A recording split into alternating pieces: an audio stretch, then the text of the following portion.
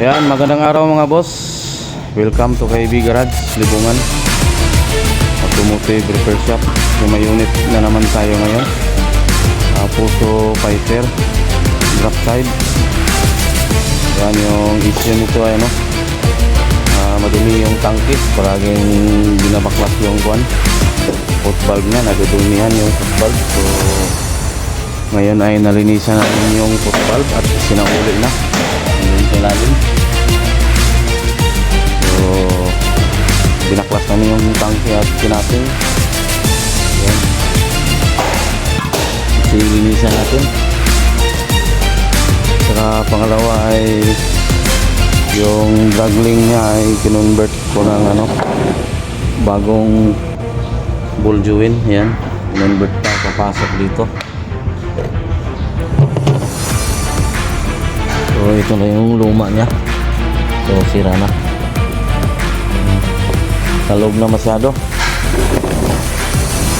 Yan yung mga Hello, si guys. Kahibing Maki, Hi bros. si Kahibing Borloloy. O kinsay shout out ni Moloy. Ibigas lang ko sa mga katropa niya. Basa mo karon, inaot, may lawas ninyo.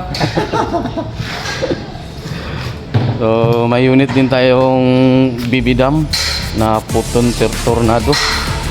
Ayan yung tornado. So ang issue nito ay pag mainit na siya ay naglulo power. So mechanical po ito. Ayan, Cummins engine. So binaklas namin yung injection pump at pinakalibrate sa calibration. Kasi pag dating sa init na siya ay naglulo power na yung engine at naging mausok na. So sobrang loss na lang yung RPM. So Cummins yung makina. At meron ding isang unit tayo dito, 6HK1-9. So walang problema yung sa engine na parte. So dito lang sa likuran yung problema nya, sa may tailgate. Ayan, so nasira yung lock nya. Itong lock na to, yung dito umuplok na, hindi na siya lumabas. Ayan so dito siya nakalock. At nabitay rin yung sa taas na bubong, yung sa siding nya. So i-repair pa. So for standby pa kasi wala pang confirm sa may-ari, wala pang go signal kung ipaparepair ba niya. Magkasundo kami sa presyo. So yan lang ang update natin sa ating mga trabaho mga boss. Ayan, dito sa KB Garage ng Libungan.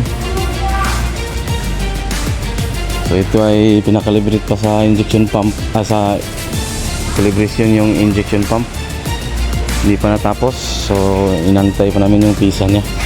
Ito ay bukas ay matapos na rin ito.